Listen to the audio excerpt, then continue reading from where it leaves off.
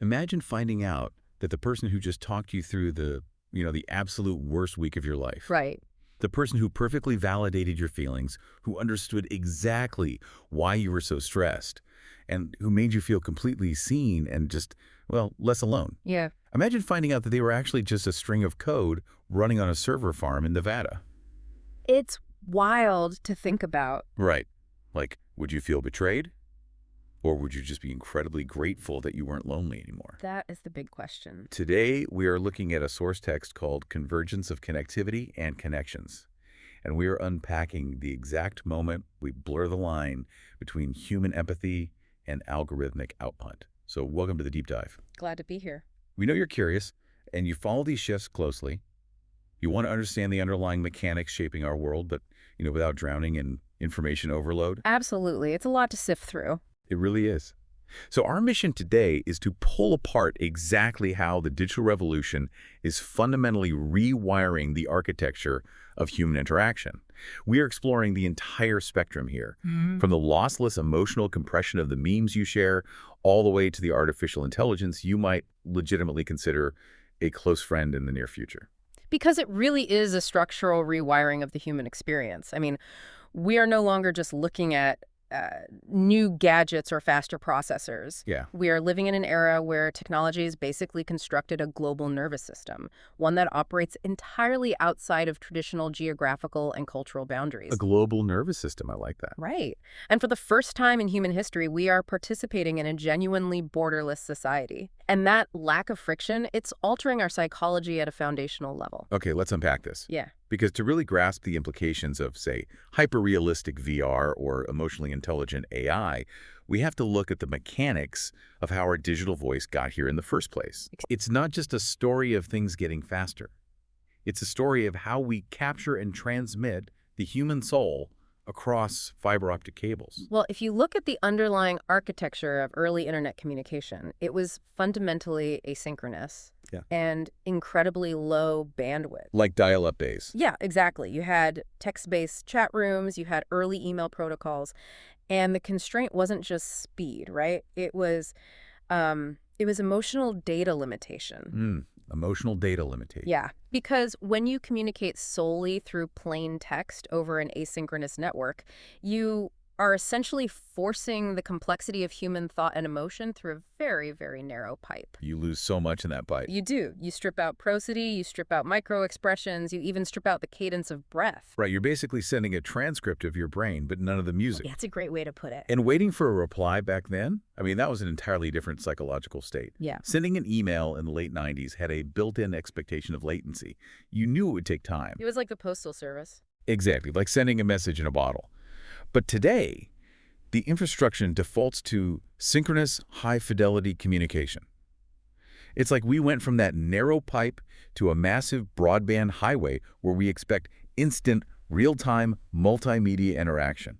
We went from the slow postal service to a teleportation device. And that shift in emotional bandwidth is the critical mechanism here. When we move to high-fidelity synchronous tools, so video conferencing, real-time multimedia messaging, we didn't just speed up the conversation. Oh, it changed it entirely. We fundamentally changed the nature of the relationship. By injecting facial expressions, tone, and immediate reaction times back into the equation, we bypass the geographical friction that used to define human networks. Because now you can see them. Right. You can form a genuine, psychologically weighty bond with someone on the complete opposite side of the globe because your brain is receiving the necessary sensory inputs, the visual and auditory cues that it evolved to recognize as a real connection. But let me push back on that a little bit. Sure. Is it a perfect replication? Because even with the highest fidelity video call, there is still that, that tiny imperceptible latency. Lag, yeah. And there's the uncanny valley of eye contact, right? Where you're looking at the camera lens to make them feel seen, but then you aren't actually looking at their face on the screen. Right, the geometry is always slightly off. Exactly. So does our brain really register a video call as a true friction-free connection? Or are we just coping with a highly advanced simulation of being in the same room? Well, your brain is highly plastic, but you're right, it is not entirely fooled. You are identifying what researchers call nonverbal leakage. Nonverbal leakage. Yeah. In a physical room, your peripheral vision is picking up 1,000 subconscious cues. The ambient temperature, the exact spatial origin of a voice, the micro movements of someone's posture. All the little things we don't even realize we're noticing. Precisely, and a 2D video matrix flattens all of that. However, neuroplasticity allows us to adapt.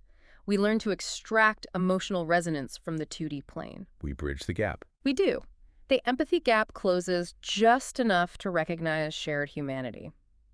You realize that a collaborator in Tokyo or London experiences frustration or joy with the exact same facial microexpressions you do. Which opens up a really fascinating avenue regarding cultural evolution. Oh, absolutely. I mean, if we are constantly bypassing geography, if we are digitally cohabitating in these shared high bandwidth spaces, what happens to hyperlocal culture? That's a huge debate right now. Do we eventually lose those deeply ingrained regional nuances because we're all just being smoothed out by a globalized digital monoculture? See, the initial assumption is often homogenization, the idea that we all end up speaking the exact same digital dialect. Right, everyone's just sounding the same. But the reality of network dynamics actually suggests hyperfragmentation. Wait, really?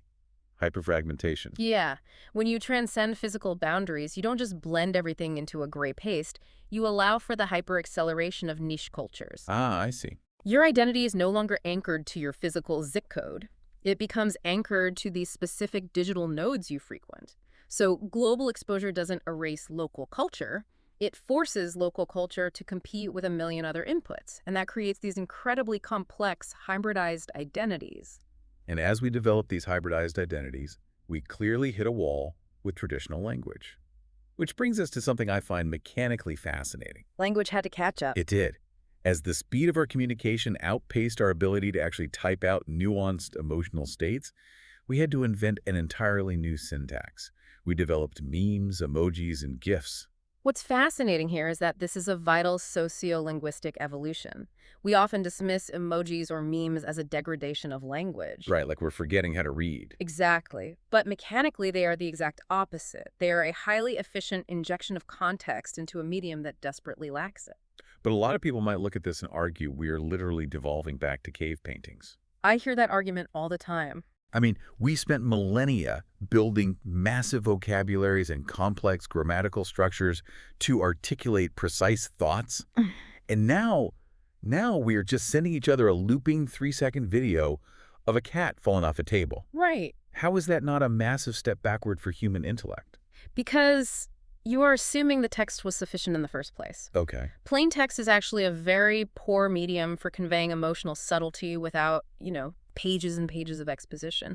A meme functions as a piece of lossless data compression for human emotion. Lossless data compression. Think of it as a cultural zip file. A cultural zip file. I like that. Break that down for me. Okay, so when you send a specific meme, let's say the dog sitting in the burning room saying, "This is fine." A classic. A total classic. When you send that, you are not just sending a picture. You are instantly transmitting a massive, complex socio-political mood. Yeah. You are communicating denial, existential dread, the absurdity of modern labor conditions, and a very specific brand of internet irony. And it's all packaged into a single visual token. It's so dense with meaning. It would take you 3 paragraphs of highly skilled prose to convey the exact emotional frequency that meme hits in a millisecond. It's true. I mean, if I just text you, I am overwhelmed by the current situation, but I'm pretending not to be. It's dry. It feels incredibly clinical. It completely kills the humor, and it kills the shared vulnerability. But the meme delivers the anxiety, but wraps it in a shared cultural joke. Precisely. Uh-huh. The meme or the GIF restores the prosody. It brings back the rhythm, the tone, the unspoken attitude that text inherently strips away. And emojis function similarly, right? Oh, definitely. They often act as digital punctuation marks that dictate the entire emotional register of a sentence. Well, let's talk about the semiotic drift of emojis, because this is where the cave painting analogy completely falls apart for me. Oh, it really does. Because cave paintings were literal. A picture of a buffalo meant a buffalo. But a thumbs up emoji, that is a minefield right now. It's so controversial. 10 years ago, it meant affirmative.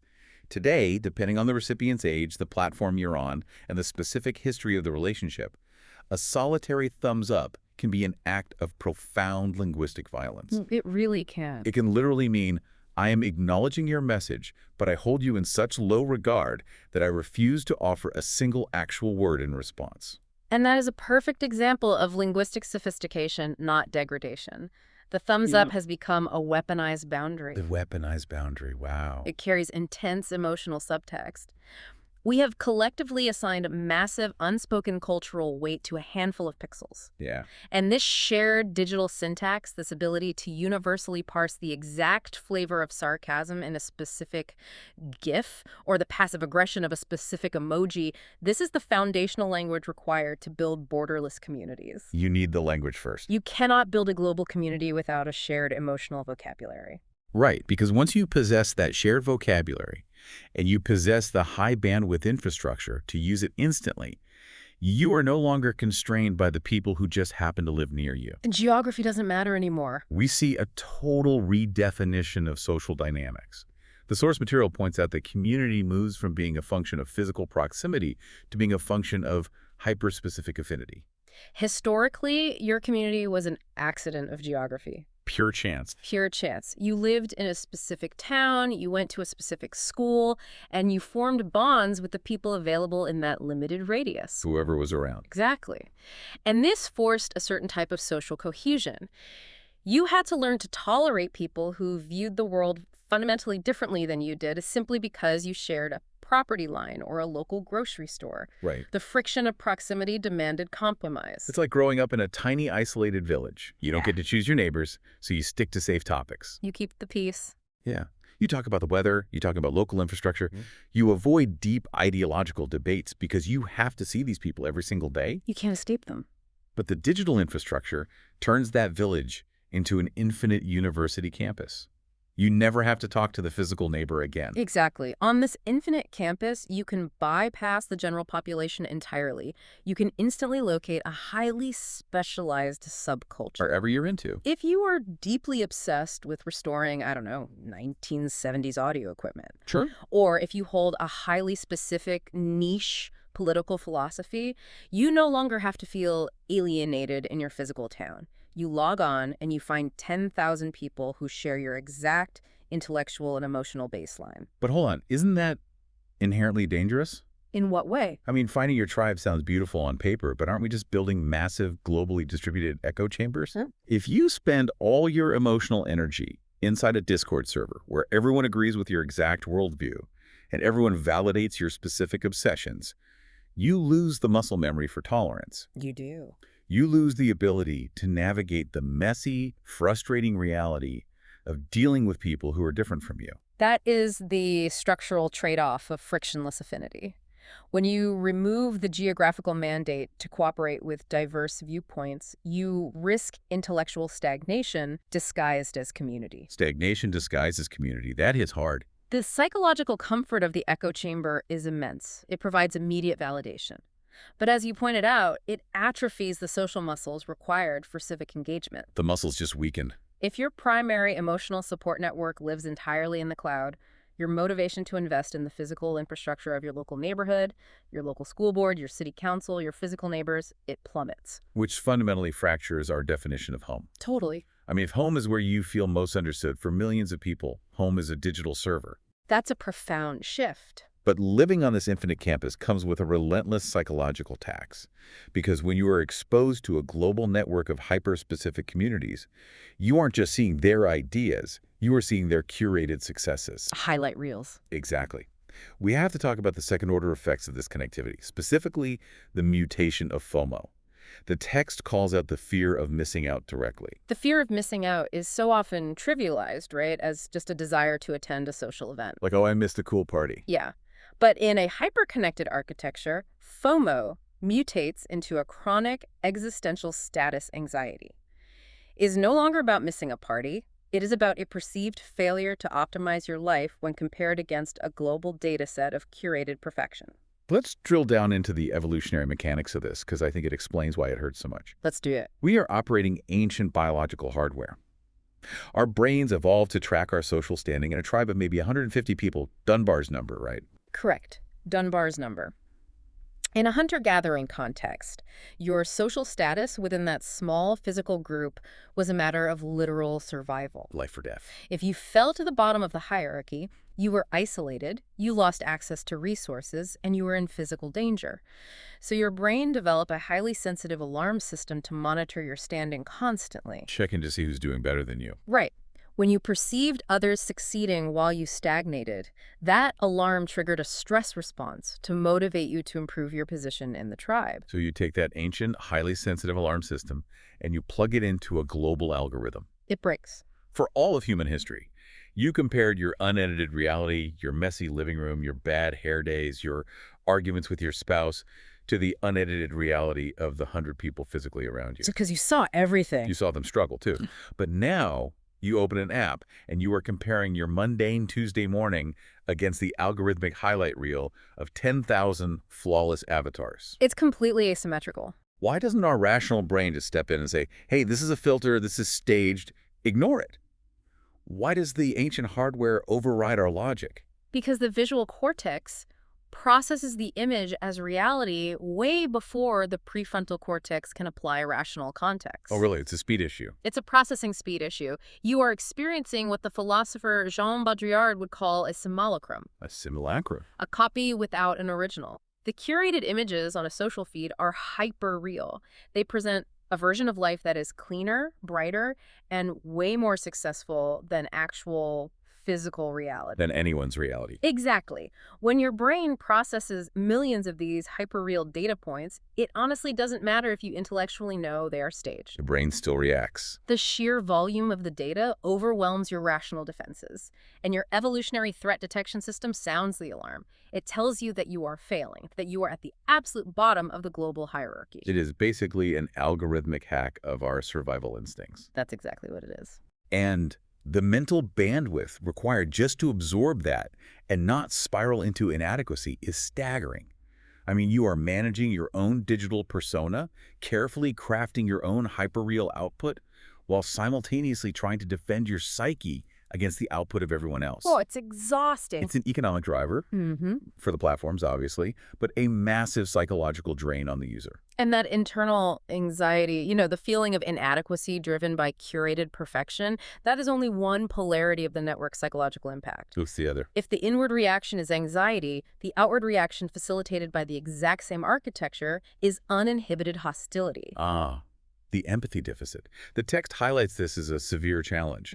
The moment we step behind a screen, the social contract just completely disintegrates. It vanishes. We see a level of vitriol, cyberbullying, and harassment online that would be utterly unthinkable in a physical public square. What is the actual psychological mechanism happening there? It is a phenomenon known as the online disinhibition effect, specifically a facet called solipsistic interjection. Solipsistic interjection. Okay. Break that down for us. In a physical confrontation, there are immediate biological feedback loops. If you insult someone to their face, you see their eyes widen. You hear their voice crack. You see their body language shift. You feel their reaction. Yes. Your mirror neurons fire, forcing you to experience a fraction of their distress.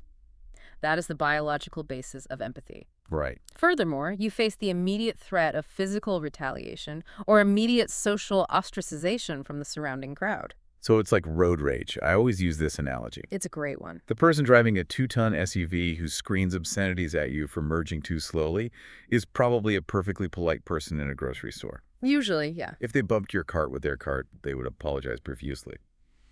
But the car acts as a physical barrier to their humanity. They don't see you as a person. They see you as an obstacle in their windshield.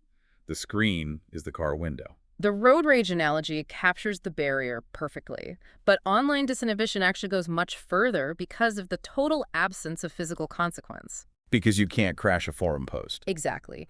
In a car, there is still the underlying physical reality that you could crash or the other driver could follow you.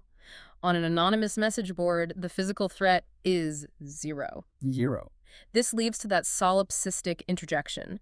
Because you cannot see or hear the other person, your brain essentially internalizes them as a character in your own mind. Oh, wow. So they aren't even real to you anymore. You are no longer interacting with a sovereign human being. You are interacting with a projection of your own psyche. You type out something horrific, you hit send, and you close the laptop.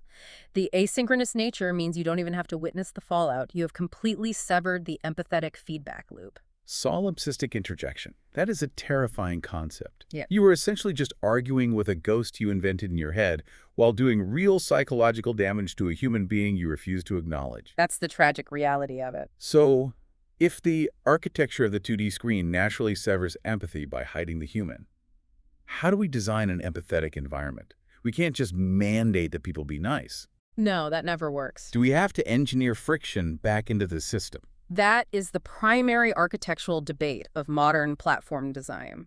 Can you code empathy? Thank you. Some platforms experiment with UI friction. So if you type a highly aggressive comment, an algorithm flags it and introduces a micropause. A little pop-up asking, "Are you sure you want to post this?" Look like a breath. Yeah. It forces the rational brain to catch up with the emotional impulse. Other solutions involve stripping away anonymity entirely, forcing real name policies so that social consequences follow you from the digital world back to the physical world. But forcing real names destroys the safety that allows marginalized groups to seek community without fear of physical reprisal. It does. It's a massive double-edged sword. You cure the disinhibition, maybe, but you destroy the sanctuary. Precisely, which is why the technological frontier is attempting to solve this not by altering the UI, but by destroying the screen entirely. Okay, this is where it gets crazy. If the 2D plane is the barrier to empathy, the logical technological progression is to move into spatial computing.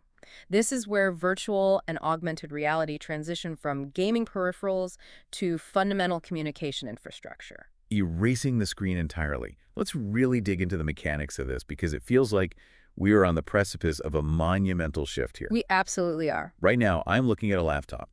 I'm fully aware I'm looking at a rectangle of light in a physical room. The digital world is contained, but VR and AR are about stepping through that rectangle. Breaking the frame. Yes. It is about tricking the brain into believing the digital space actually is the physical space. How do they actually achieve that sense of true presence? It requires hacking the vestibular system and the visual cortex simultaneously. Hacking biology again. Always. In a 2D video call, your brain knows it is looking at a flat plane. In VR, the hardware uses foveated rendering and stereoscopic displays, and these are adjusted precisely to your interpupillary distance, the exact space between your eyes. So it's custom to my face. Yes.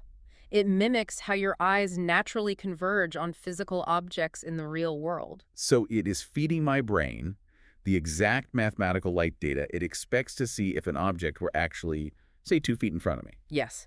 And when you combine that visual hack with head-related transfer functions for spatial audio, Wait, head-related transfer functions, what's that? it means a voice sounds exactly like it is bouncing off the virtual walls and hitting your left ear a millisecond before your right ear. Oh, so it simulates real-world acoustics. Exactly. And when you combine that with the visual data, your brainstem registers physical proximity. You achieve presence. You are neurologically convinced you are sharing space with someone, even if they are in another hemisphere. That's incredible. The micro movements of their hands, the subtle shift in their posture, it all returns. The empathetic feedback loop that the 2D screen destroyed is suddenly rebooted. Okay, but here is my paradox with this. Let's hear it. Does this technology make us more deeply connected because the interaction finally feels physically authentic? Or does it represent the ultimate form of isolation? How so? Because to achieve this hyper-realistic digital connection, I literally have to strap a blindfold onto my face. I am entirely deaf and blind to the actual physical room I am sitting in. It is the ultimate expression of the trade-off we discussed earlier. Your geography trade-off. Exactly. You are maximizing global affinity at the absolute expense of physical geography. You are visually and auditorily abandoning your immediate physical environment. Let's run a thought experiment on augmented reality, which seems even more bizarre because it blends the two. AR is fascinating. Imagine it is 5 years from now. I put on a pair of AR glasses. They just look like regular glasses. I am sitting on my physical couch in my physical living room. Okay. And suddenly, my best friend who lives in Tokyo is sitting across from me as a hyper-realistic volumetric hologram. Right there on the couch. Right there. We have coffee. We laugh. I can see the micro expressions on their face. I hear their voice coming from the exact spot on the couch where the hologram is sitting. My brain processes this as a genuine core memory of hanging out with my friend. Because neurologically, it is. But to anyone looking through the window of my house, I am just a person sitting alone in an empty room, laughing at the air. It forces a philosophical redefinition of reality. It really does. If the neurological impact, the release of oxytocin, the feeling of bondedness, the memory formation, if all of that is identical to a physical interaction, does it actually matter that the photons were projected by a lens rather than bouncing off a physical body? That is the question. To your brain, the reality of the connection is indistinguishable from physical presence. But the environment, the hologram sitting on the couch, is only the hardware side of the equation. Right. The entity driving that avatar is the other half. And this is where the implications go from mechanically fascinating to philosophically staggering. What happens when the entity projecting onto your couch isn't your friend in Tokyo, but a synthetic companion? We have to talk about the rise of AI as a communicative partner. This is the critical pivot. If we connect this to the bigger picture, for the entire history of computing, AI has been a utility. A tool? It was a calculator, a search engine, a spell checker. It was an unemotional tool designed to execute a specific task with maximum efficiency. Cold logic. But we are now crossing the threshold where large language models and multimodal neural networks are capable of parsing human emotion, tone, and context, and responding with simulated empathy. Simulated empathy. The AI is no longer a tool, it is a conversational partner. So let's play out that scenario. The AI avatar on my couch isn't my friend. It is my personalized AI companion. I have had a brutal day. I am stressed. I am questioning my career. I am feeling totally isolated. I talk to the AI. It analyzes my vocal stress patterns. It accesses a database of literally every conversation we've ever had. It knows everything about you. It knows exactly what kind of humor diffuses my anxiety. It knows exactly what tone of voice I find soothing. And it delivers a response that is perfectly calibrated to make me feel validated and understood. A perfect response. In that moment, my stress levels drop. My heart rate slows down. I feel comforted. Does it matter in any practical sense that the AI doesn't actually feel anything?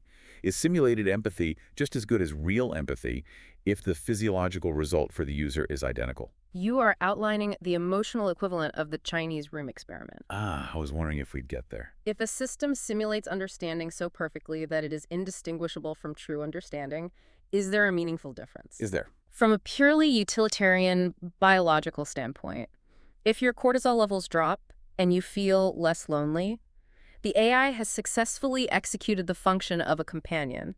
The synthetic empathy worked. So it's a win. But philosophically and psychologically, you are stepping into a profound trap. What is the trap? I mean, if I feel better, where's the harm? The harm lies in the absence of friction, which we established earlier is absolutely necessary for growth. Authentic human connection derives its value from shared vulnerability and mutual risk. Right. When a human friend comforts you, it carries weight because that human has their own life, their own exhaustion, their own needs.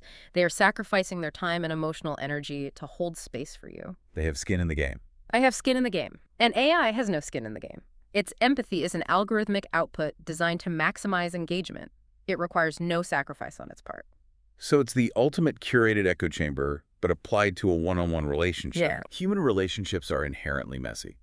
Your friends get annoyed, they give you advice you really don't want to hear, they hold you accountable. The AI companion is infinitely patient, available 24/7, and entirely subservient to your emotional preferences. It will never leave you. And it will never challenge your worldview unless you explicitly program it to do so. Exactly. And the psychological danger is that humans naturally seek the path of least emotional resistance. We're lazy. We are emotionally lazy. Right. If you have access to a synthetic companion who provides perfectly tailored, friction-free emotional validation on demand, the messy, demanding, compromised reality of human friendship starts to look highly unappealing. Why bother arguing with a friend? Why would you do the hard work of maintaining a relationship with a flawed human when the algorithm gives you exactly what you want, instantly? We could see a massive societal shift where people just opt out of human relationships entirely. Not because they are antisocial, but because the synthetic alternative is just so much easier. It's just smoother. It is emotional stagnation disguised as perfect companionship. You never grow, you never have to compromise, you just exist in an endless loop of algorithmic validation. It is the absolute pinnacle of the curated self we discuss with social media, but applied not to how others see you, but to how you experience the world. You insulate yourself completely from the unpredictability of the human condition. Which brings us to the ultimate crossroads. We have traced this evolution from the latency of early email to the emotional compression of memes, the infinite echo chambers of digital affinity, the neurological hacking of VR, and finally, the synthetic empathy of AI. It's been a journey. We have completely rewired the architecture of human connection. So where does this leave us? What's the takeaway from the source text? It leaves us with the absolute necessity of intentional agency. The synthesis of this entire evolution is that technology is a tool, not a predetermined destiny. It's up to us. The convergence of connectivity has irrevocably altered the landscape. We cannot retreat to the isolated geographic valleys. The genie's out of the bottle. It is, and the benefits, the unprecedented access to global collaboration, the democratization of knowledge, the ability to find your true affinity group, those are monumental. But they are inextricably linked to the challenges of FOMO, the empathy deficit, and the lure of synthetic friction-free relationships. It is about striking a balance. We have to dictate the terms of our connectivity rather than letting the engagement algorithms dictate them to us. Precisely. The architecture of the internet, the design of virtual spaces, the parameters of an AI's conversational model, these are all choices. They're human designs. The responsibility lies with the user to cultivate a digital diet that prioritizes authentic growth over synthetic comfort. So what does this all mean for you, the listener, as you navigate your week? As you bounce between Slack channels, TikTok algorithms, group chats, and maybe experimenting with generative AI. It's a lot to navigate. It is. This is an invitation to perform a ruthless audit of your own digital connections. Look at the infinite campus you have built for yourself. Which of these digital spaces, which of these daily interactions actually give you energy? And which drain you. Exactly. Which ones force you to grow, challenge your perspective, and make you feel genuinely grounded? And conversely, which ones are slowly draining you? Which apps trigger that ancient evolutionary alarm bell, convincing you that you are falling behind in a hyper-real simulation? It requires a daily, conscious effort to remember the human on the other side of the screen. Or, to critically acknowledge the absolute lack of a human in the case of AI. You have the power to introduce friction back into your own life. You can choose to close the app, take off the headset, and prioritize the messy, complicated, demanding connections that actually build resilience. Because at the end of the day, a friction-free life is a stagnant life. That's an excellent summation. As we wrap up this deep dive, I want to leave you with one final, slightly provocative thought experiment to mull over tonight. We talked extensively about AI mimicking empathy and learning your exact emotional preferences. We did. Well, imagine a near future, maybe only a few years away, where an AI model has been quietly analyzing your entire digital footprint. Which it probably already is. Right. It has ingested every email you've ever sent, every late-night text, every meme you've shared. It even knows your exact cadence of pauses in a video call. It has learned to perfectly replicate your specific brand of sarcasm, your fears, your humor. A complete digital profile. At a certain point of fidelity, that program stops being just a tool you use to write emails, and it becomes your digital clone. It can text your mother exactly how you would text her. It can comfort your friend exactly how you would comfort them. Okay, this is getting eerie. If your digital clone starts having a deep, late-night emotional conversation with your best friend's digital clone while you are both fast asleep in the physical world, who is actually having the relationship? A profound and, frankly, deeply unsettling question about the future of identity. Something to keep you awake tonight, or at least make you look twice at the next perfectly timed text you receive. Thank you for joining us on this deep dive. Keep learning, keep questioning the architecture around you, and remember, even if the map is entirely digital, the territory is still incredibly human. Until next time.